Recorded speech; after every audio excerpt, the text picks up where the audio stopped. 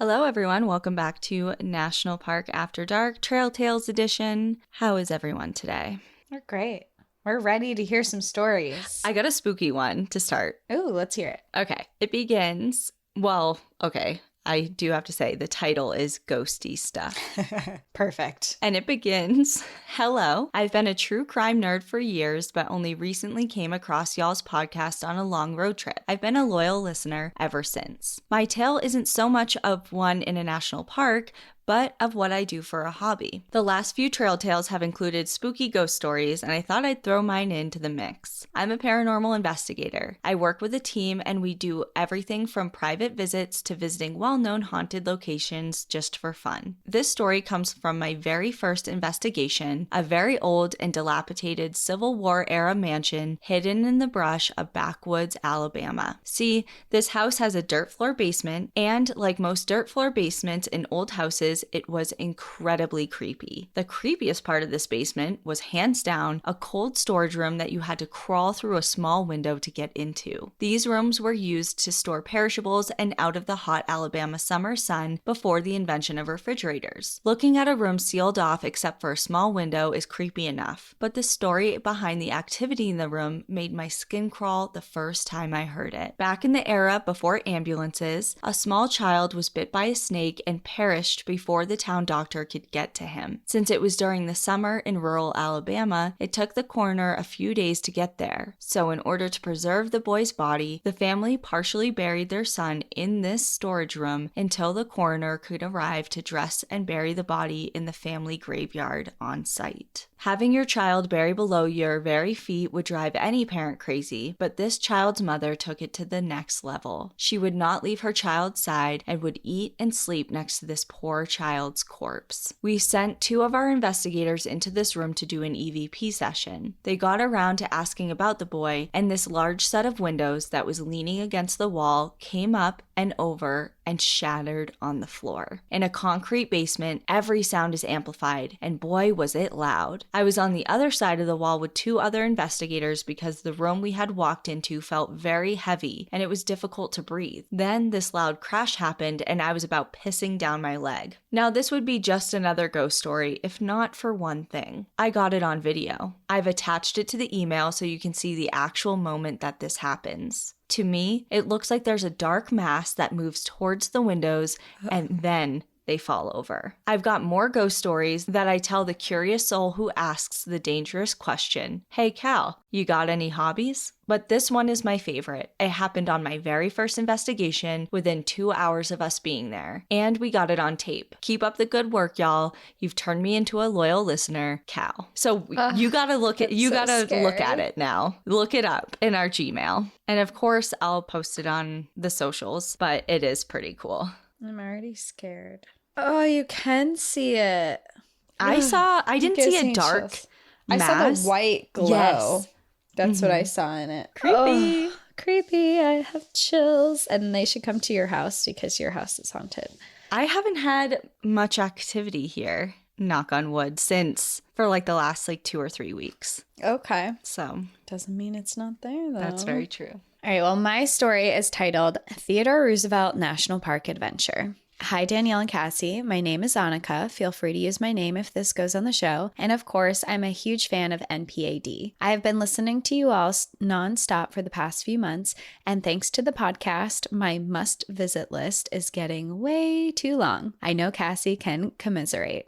I sure can. I really appreciate that y'all cover stories from the many lesser-known parks, and also lesser-known stories from the well-known parks. I love getting a more intimate look into these wonderful spots. Anyway, on to my story. The summer of 2020, I was taking a month-long solo trip from Kentucky, where I currently live, out to the Cascades and back. My goal was to hike as much as possible along the way, so when I hit Theodore Roosevelt National Park, after a day of about 11 or 12 hours of driving, I laced up my boots and got going. I decided to do the Painted Canyon Trail, a beautiful little hike close to the visitor station outside of the fee area of the park. The trail is a 4-mile out and back that brings you to the bottom of the canyon, where I had the opportunity to see petrified wood, snakes, lizards, and even a bison in the distance. The trail was often pretty narrow, with cacti lining either side, and though I was wearing chacos, it was still easy going.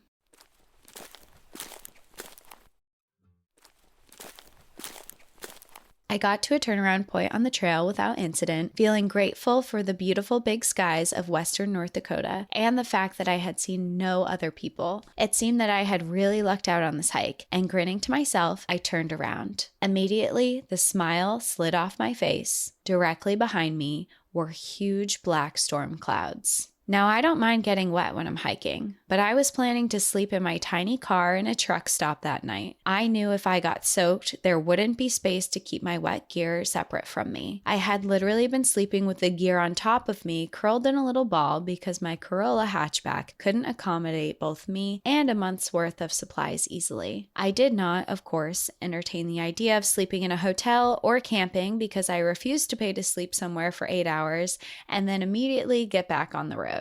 Grumbling to myself, I started to jog back towards the trailhead, hoping to beat the rain. The previously still air began to cool, then whip around loose strands of my hair. The cheery evening sun was blotted out by the darkest clouds I have ever seen, and I know I was about to get soaked. Heavy drops of rain began to strike the dusty ground.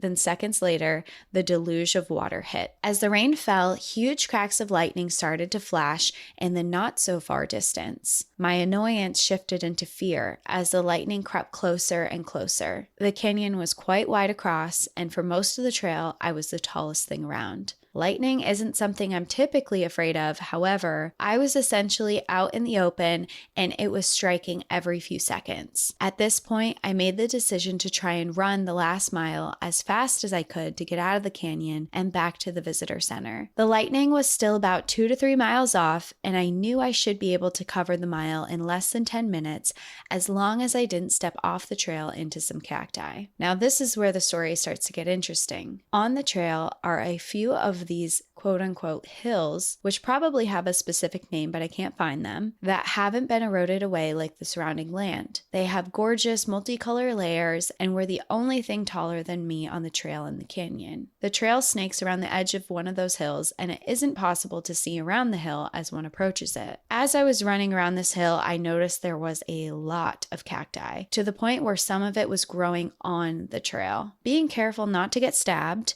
I am known among my friends for getting sticks and rocks trapped between my foot and Chaco. Same. I rounded the side of the hill. Standing smack dab in the middle of the trail was a huge male bison. He was probably about 25 yards away, which was closer than I'd like to get to a bison on purpose, and not moving. The proud way he stood there, framed by the whipping wind and lightning, was cinematic. Half of me was in awe of his grandeur, and the other half of me was panicking because he didn't look like he had any plans to move, and the lightning was now visibly closer. Going around the bison was out of the question. I was stupidly in sandals, and leaving the trail with the amount of cacti and other spikely friends wasn't an option. Plus, I wasn't sure what types of possibly endangered plants or habitats I may trample. The bison still didn't seem to know I was there, so not wanting to startle him, I started to sing to him. He swung his big head towards me as I serenaded him with the improvised lyrics. "Oh, Mr. Majestic Bison, please leave. Aren't you afraid of lightning?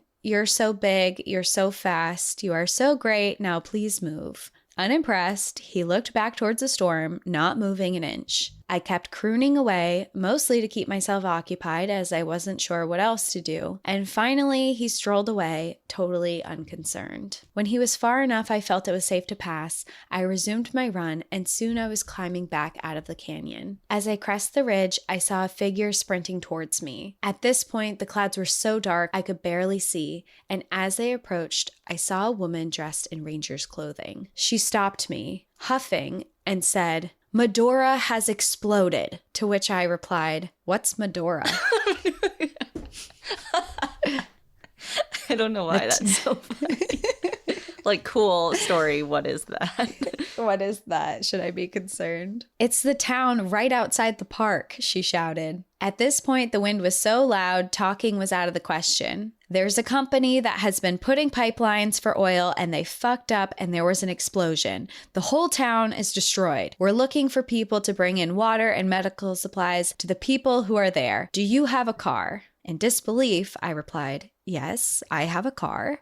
What do I do to help? Go back to the visitor center. They have supplies there. They'll tell you what to do. And with that, she ran down the trail into the canyon. I tried to call after her to let her know I was the only person down there, but she didn't hear me over the wind, and deciding she knew what she was doing since she was a ranger, I sprinted back towards the visitor center, terrified for the people in Medora. The lightning hit where I had been hiking right as I got to the parking lot. Somehow, I managed to get to shelter before it was over the top of me, but my mind was now thinking of the townspeople of Medora and not my own safety. I burst into the visitor center, dripping wet and gasping. But both the kids manning the checkout and the two families inside turned to look at me as I managed to ask, "Is Medora okay?" One of the kids working rolled his eyes and replied, "Did you talk to that crazy lady? She just came in here and told us Medora exploded and then stole a bunch of water bottles and ran away. She doesn't work here." Wait, I thought she was a ranger.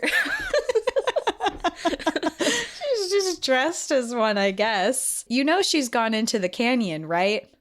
She'll be fine. And with that, I left. Not sure what else to do. I ate supper in Medora, which was not in fact destroyed. The skies cleared up and I was dry by the time I climbed into my car to sleep. In conclusion, when you are out hiking, it is not a good idea to run around blind corners. If you surprise the wrong animal, you will regret it. Stay at least 25 yards away from a bison. Also, don't be an idiot and check the forecast before you set out on a hike, even if it's just a short jaunt like mine. I definitely have learned a lot about hiking since I took that trip, and I very much would like to stress the importance of knowing what to do in an emergency situation for the specific environment you are in before you go out on the trail. Tell somebody where you are going and when they are going to hear back from you. And if you hike alone like I do, don't take risks. Pushing your limits and improving your skills is important, but there is no reason to do it alone when you have no service and are 30 miles into the backcountry. Sorry for the length of this story.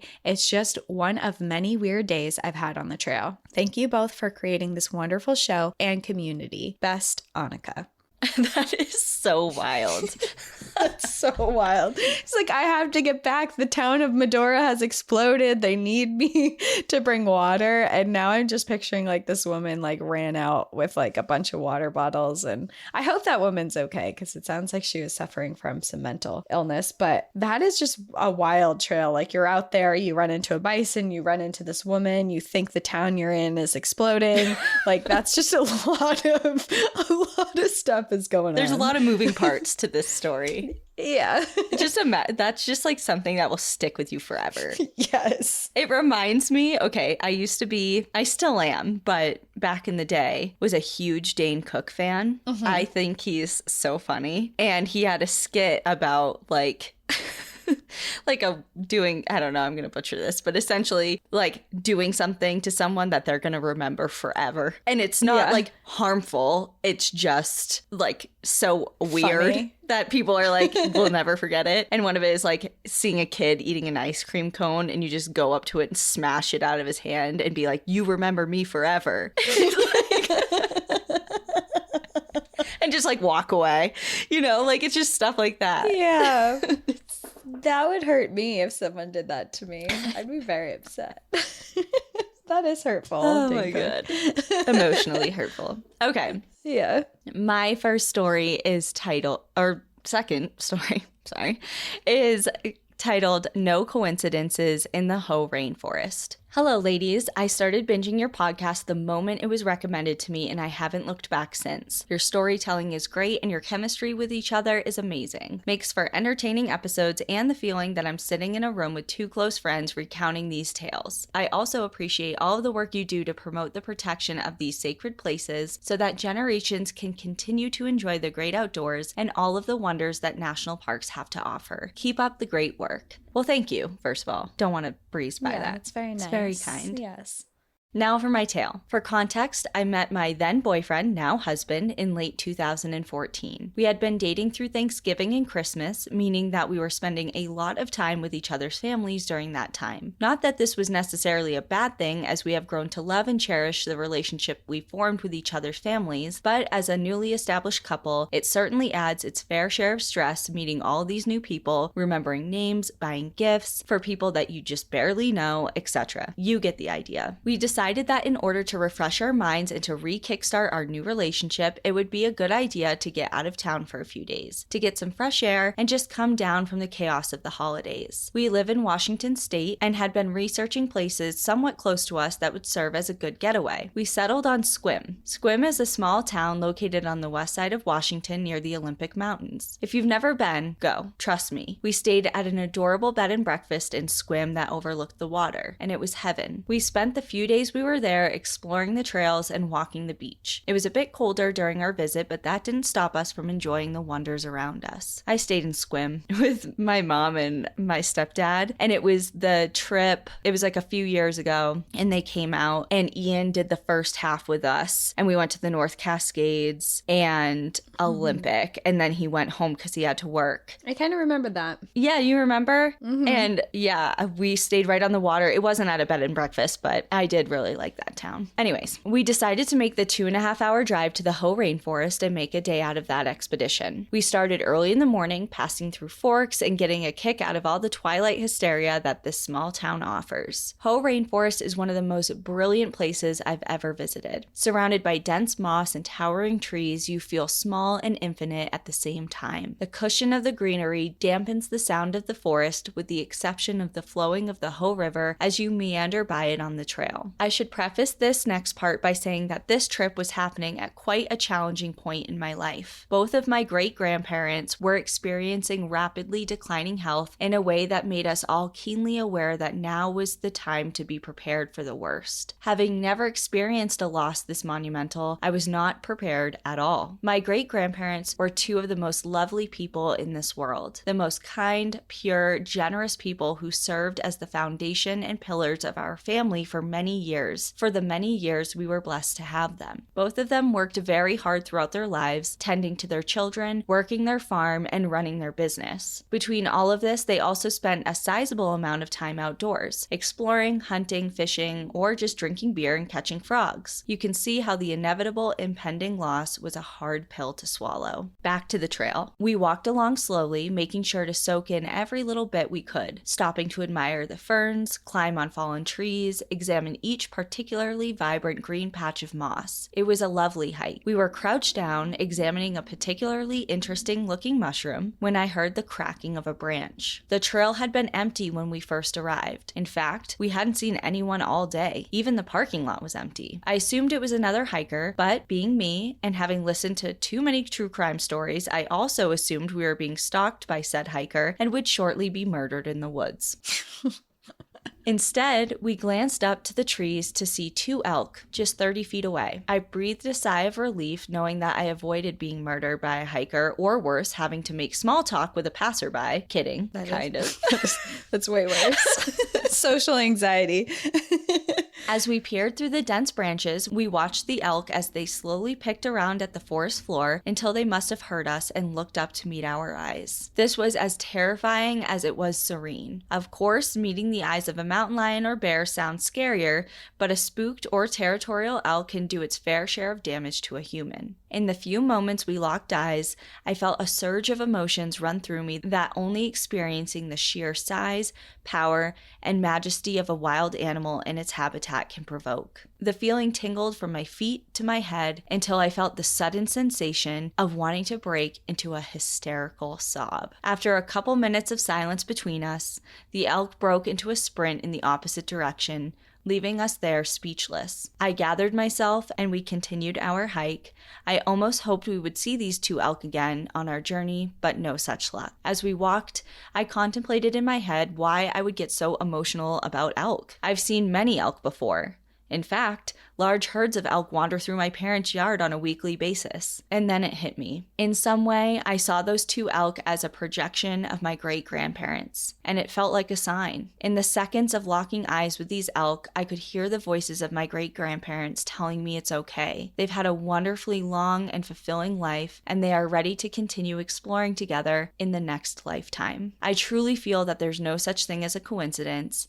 I needed this moment to grasp that. We lost my great-grandfather a month after this trip, with my great-grandmother following just shortly after, as they couldn't bear the thought of being away from one another for too long. This small memory has served as a token of peace in the years following and has taught me the valuable lesson of slowing down and fully absorbing all the wonder that this world has to offer. Since their passing, I have found that they are often looking out for me, whether it be on a stroll with my husband on their old property and seeing a vibrant blue jay peeking down at us from the branches, my late great-grandfather's favorite color was blue, or pulling into work on a bone-chillingly cold day and being frozen in my tracks as a buck and his doe wandered slowly in front of me, stopping to gaze at me as I once again felt the surge of emotion run through my body. Knowing they are never far is the reassurance that I need to keep going. So sorry for the long story, but I am one of those people that cannot tell a story without multiple detours along the way. Thank you for reading, and I wish you both the best in everything you do. And remember, there's no such thing as a coincidence.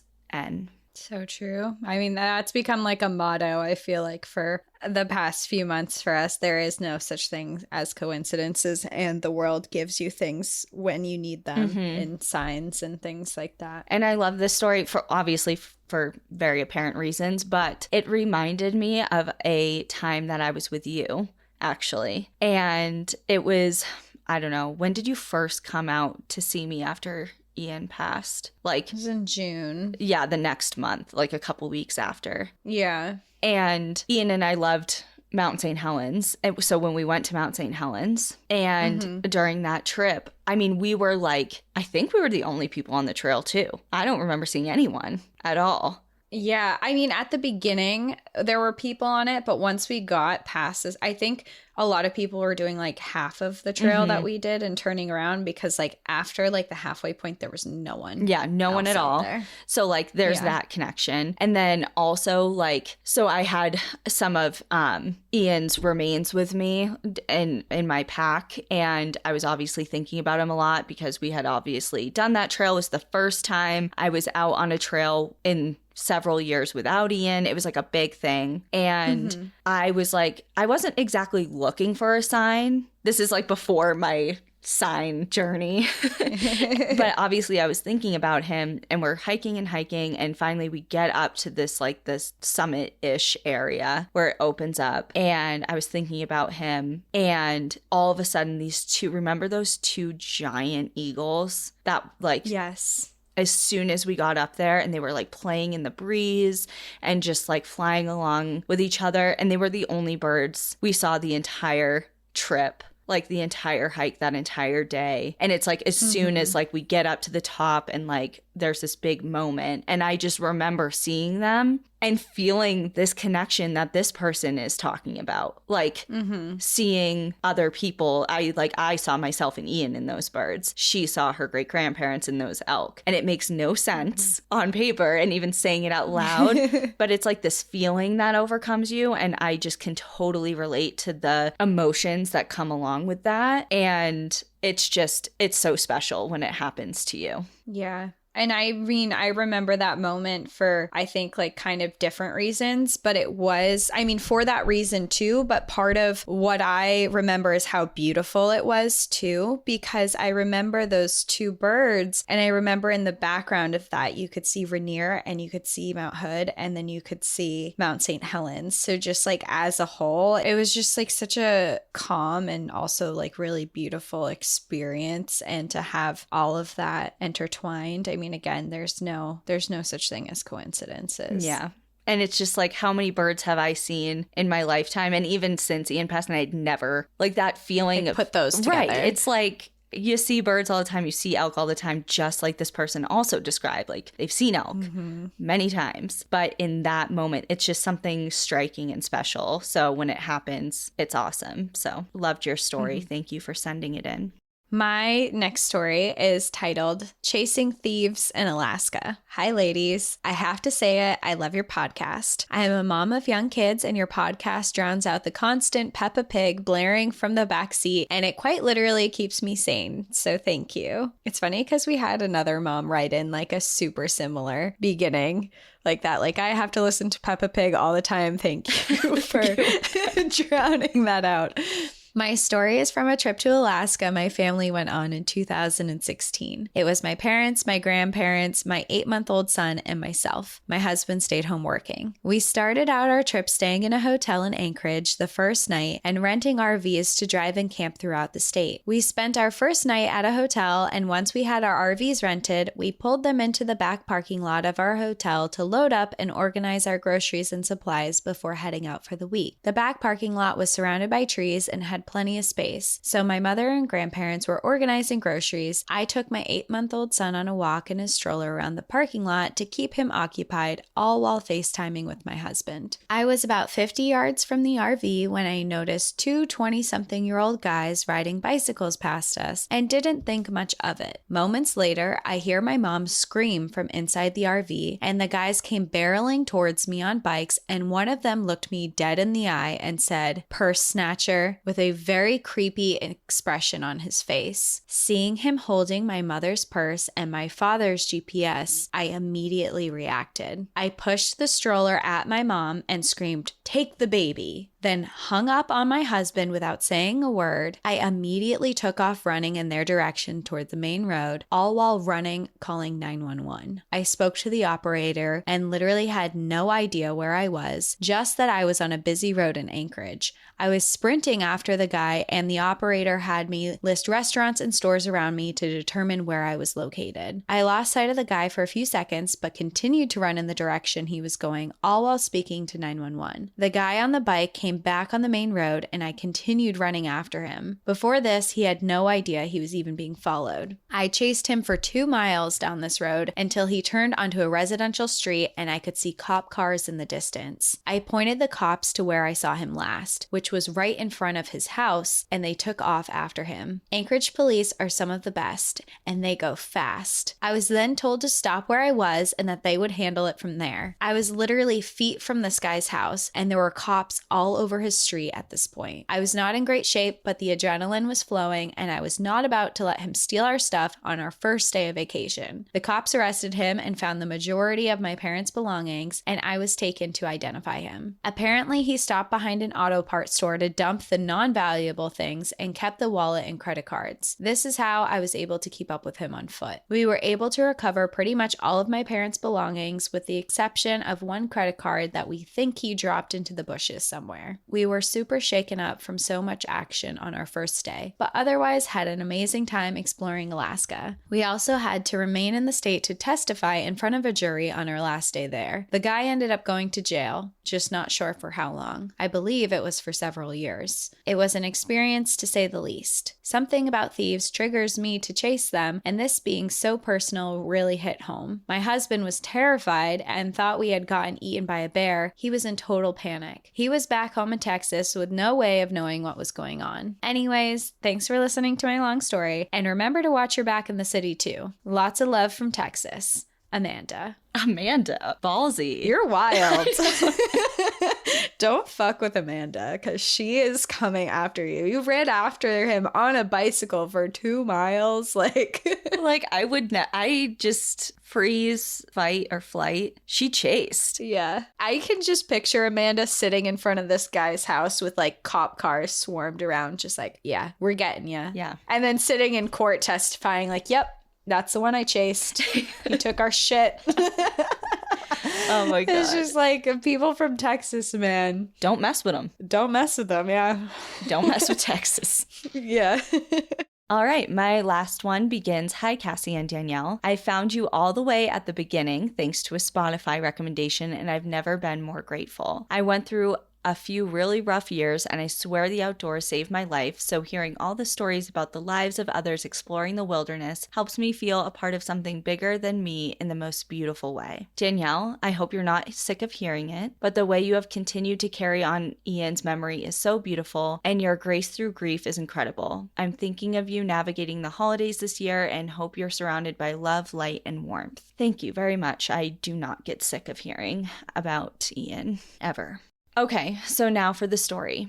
I'm going to start by explaining some backstory. I'm a Washington State native who grew up fully believing in Sasquatch and listening to Coast to Coast as a kid. I've always been a pretty spiritual person, and I believe there are entities and realities beyond the ones we see on the daily. I've had some supernatural encounters, but never something extraterrestrial or fantastical, despite my best hopes. I was accepted to grad school in Wisconsin earlier this year, which meant uprooting my little family. I'm a single mom to 2 kiddos, to move from the state I'd grown up in halfway across the country to a state I've never even visited. As part of this move, I planned to road trip where we could hit a national monument and 3 national parks: Dinosaur National Monument, Grand Tetons, Yellowstone, and for the grand finale, the Badlands. I was incredibly excited for this trip as I felt like it was the perfect way to transition between states and seasons of life. Right before the trip and move, a couple devastating things happened. My 3-year-old husky experienced a sudden seizure, and I had to make the heartbreaking decision to let him go. I'm sorry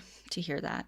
Wow. He was my adventure buddy and my emotional rock who truly saved me when I was at my lowest point. Losing him was like losing a part of myself. A couple weeks later, after we lost him, I reconnected with someone I cared deeply for and briefly thought that this reconnection would mean something before it fell apart again. I was questioning everything: the trip, grad school, moving 2,000 miles from my chosen family, literally everything. But at this point, I was too far in, my things were packed and on their way out. I had closed on my home. There was no way out. So in the car that was literally packed to the brim with 2 cranky kids, Apollo's ashes tucked next to me, we set off. It was an incredibly beautiful trip. We nerded out over the fossils at the Dinosaur Monument. I fell head over heels in love with Wyoming and the Grand Tetons and felt like I got a touch of the old Wild West. We watched Old Faithful in Yellowstone, but I wanted more out of this trip than just pictures and memories. I wanted an experience. I don't remember exactly which part of the trip I started obsessing over it, but I decided I needed an extraterrestrial experience. I mean, same. Honestly. I get it. I didn't just want one. I needed it. I needed some kind of proof that I wasn't an inconsequential bunch of atoms floating around in a meaningless universe. So I began praying, begging for my higher power to send me something. Anything. I honestly don't know what I was even expecting. Probably an ET-esque flying saucer. The trip went on with little to no incident besides my keys going for a swim and a few car sickness moments, and I was feeling more and more angsty about it. I was even more disappointed since I hadn't seen a moose. Okay, what is going on? We all want to see moose. Moose aren't real. Moose aren't real. Okay. Where are they, though? I was even more disappointed since I hadn't seen a moose, which is one of my biggest bucket list animals to see in the wild. We were approaching the end of our trip with one last overnight in our last park, the Badlands. Should we do merch that say moose aren't real? Just a side thought, because this has come up 3 times in the last week, I feel like. Have the silhouette be in the same position as Bigfoot, but it's... Yeah, it's but it's a moose. Yeah.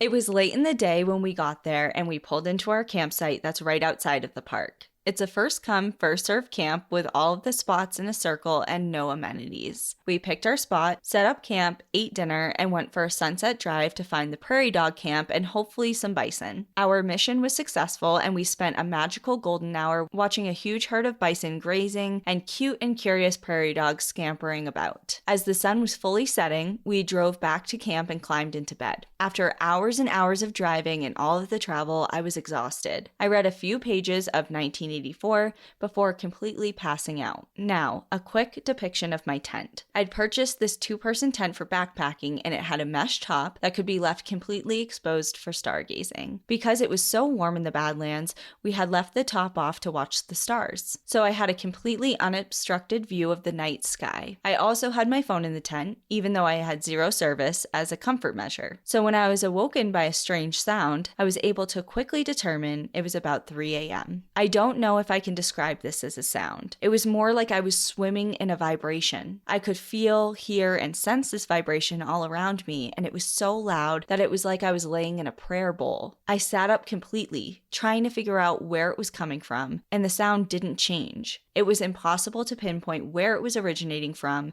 and the entire camp was totally still. There were no vehicles running, no buildings anywhere, nothing that could explain this noise. As I looked around, way off in the distance, there was a flashing light. At first, I thought maybe it was a plane that was flying super low and making the noise, but the light wasn't moving. It was just blinking in the same exact spot, rhythmically. It's impossible to convey just how strange both the sound and the light were. One of the strangest parts was that no one else in camp seemed to be awake or aware of what was happening, and all of the horses and dogs were completely silent. Everything was silent, still, and completely dark except for this humming sound and the flashing lights. Strangely enough for me, who is fairly convinced I am always moments away from being murdered or dying a gruesome death, I was completely at peace and fully believed that whatever it was an answer to my prayer for an extraterrestrial experience. After a few moments of watching the light and quickly taking a quick video to prove to myself I wasn't dreaming, I laid back down and fell asleep. In the morning, there was nothing but cricket chirps and blue skies. I immediately listened to the video, which I have attached, and the wild part is all you can hear is the crickets unless you turn it all the way up, and then you can hear the faintest of humming sounds. I spent so much time Googling everything I could think of to see if anyone had experienced something similar in the Badlands, and I couldn't find a thing. I have no explanation for it, no ideas on what could have made such a humming noise so strong that it felt like I was laying on the stage during a bass solo. No clue what would be blinking so rhythmically off in the distance, or if those things are even related. But I do fully believe, proof or not, real or not, that my higher power heard me that trip and gave me this special experience as a reminder that I'm not just a mess of atoms with no purpose on this slowly imploding space rock. I'd like to think there was some alien presence near, enjoying the rock formations at 3 a.m., and maybe playing some extraterrestrial bass. I've attached the video. I tried to capture the vibration on as well as a couple of photos of the trip just in case they'll bring you some joy. Thanks for all you do on the show to highlight the beautiful stories of humans on this planet, and I hope you're taking care this holiday season. With love, B.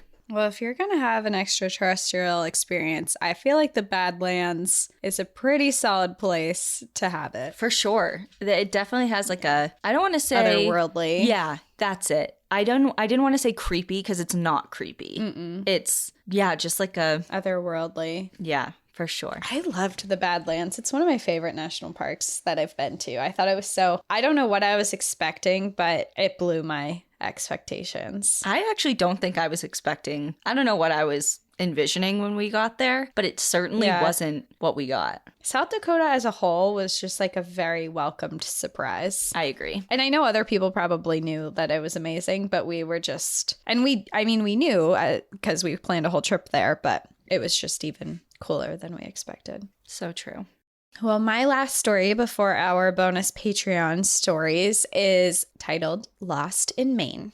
Hi, Cassie and Danielle. I started listening when there were only a few episodes of the podcast and fell in love with it. Admittedly, I do have to take breaks sometimes for a while because as much as I love nature and being in it, I'm also a scaredy cat and some of the stories make me even more terrified, especially the bear attack stories. Fair. I almost shut off the recent collab episode with Tooth and Claw because it was making me woozy, but I'm so glad I listened all the way through because as scary as it was, hearing the advice about what to do if a bear starts attacking made me feel so much better. Full disclosure, I live in New Hampshire, and as you know, I only have to worry about black bears, thank God. I even ordered bear spray after listening. I also carry a handgun, but was so interested to hear that bear spray is more effective than a loud noise and actually trains the bears to stay away. A win-win for everyone involved. On to my trail tale. Every year, my boyfriend and I do a canoe trip down the Saco River in Maine with a group of friends. This year, it was a 5-day trip, and we were also joined by my boyfriend's Aunt Sue and her friend Johnny. The first night, after paddling 14 miles that day with our canoes and rafts behind piled with wood, coolers of beer, and food with enough ice to last the 5-day trip in the hottest week of the summer, it was over 100 degrees every day, and rushing to try to beat the thunderstorms that were expected that afternoon, plus drinking all day, I was pooped. While everyone else stayed up, I was in bed that night by 9 with my dogs. I woke up suddenly around 2 a.m. and realized my boyfriend wasn't in the tent with me. I was hugely surprised because I know he had been partaking in some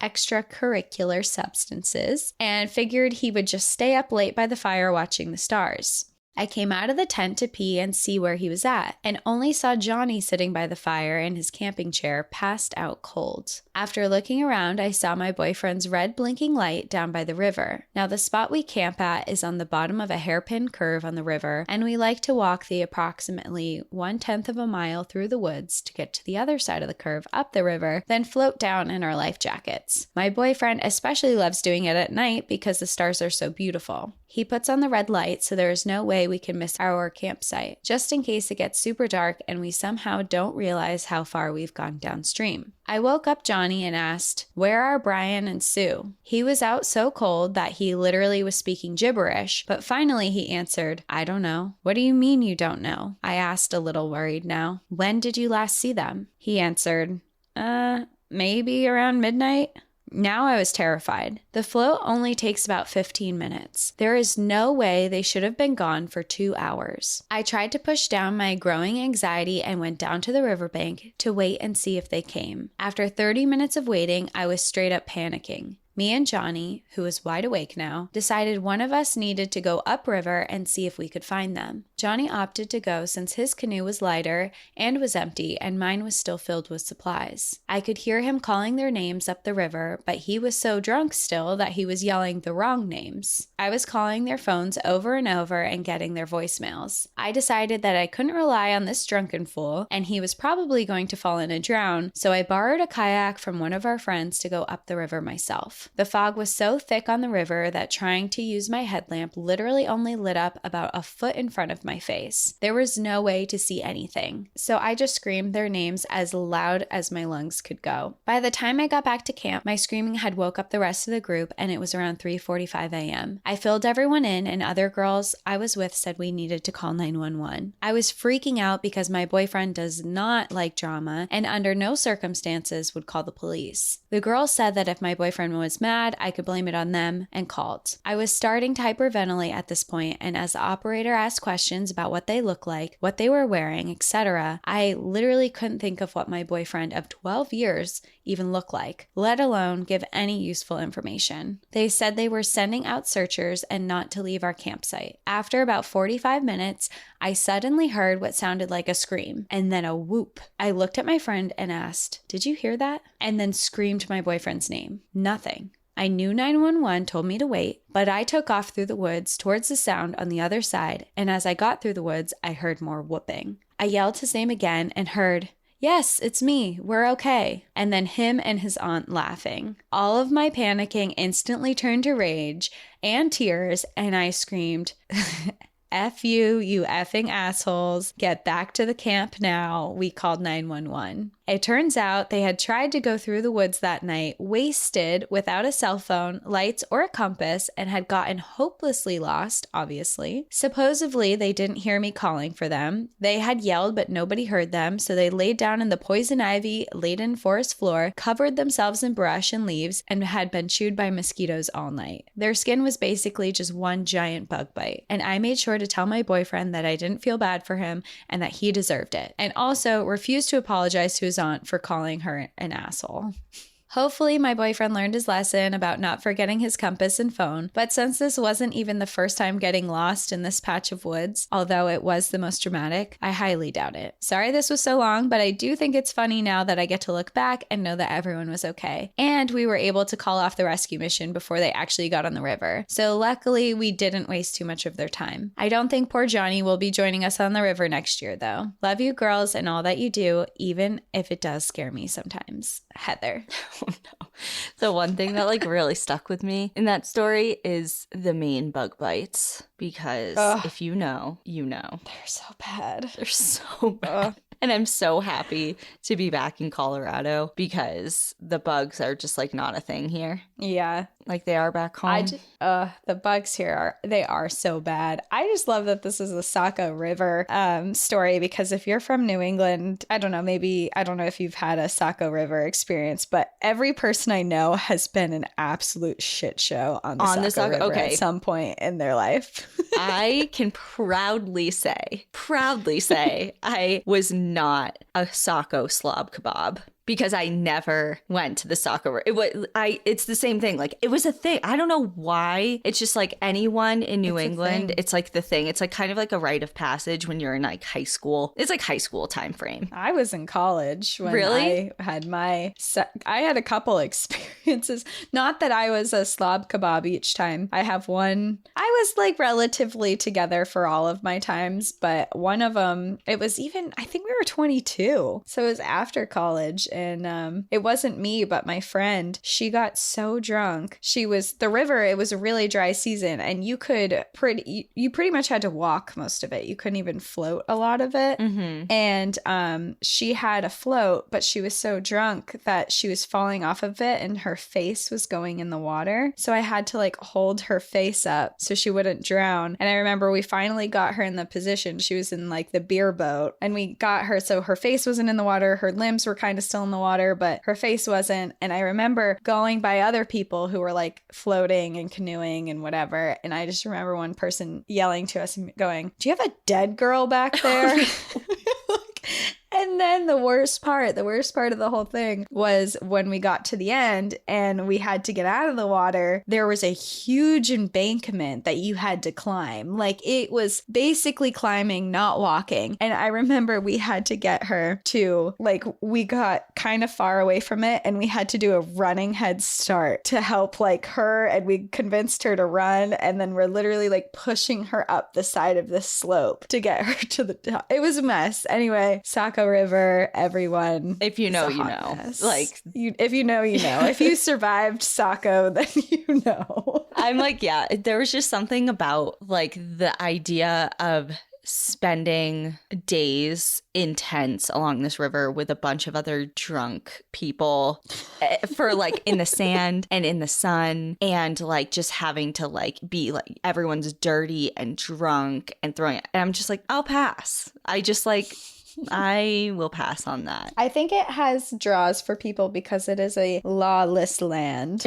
Like, there are police that go, but they're just making sure no one's dead. Like, I remember this was before weed was legal or anything like that. I can remember people like full on like smoking bongs, throwing these huge parties, and the police would just like be walking around making sure people were alive and would not say a word to anyone. Maine's a different type of place. Let's just also start there. That's true. Yeah. That is true.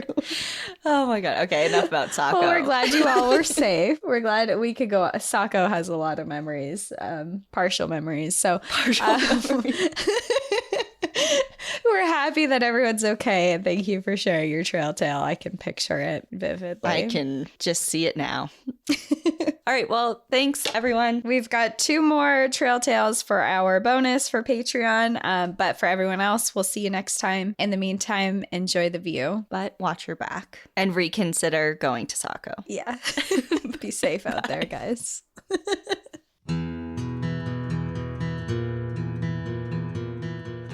Thank you for joining us again this week.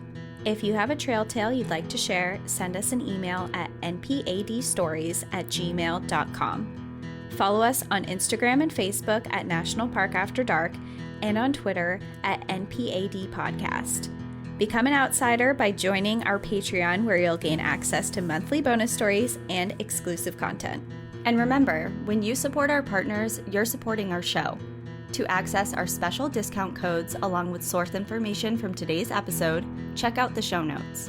For information on the show, to shop our merch store, sign up for our newsletter, and more, visit npadpodcast.com. And if you're enjoying the show, please rate, review, and subscribe wherever you listen to podcasts.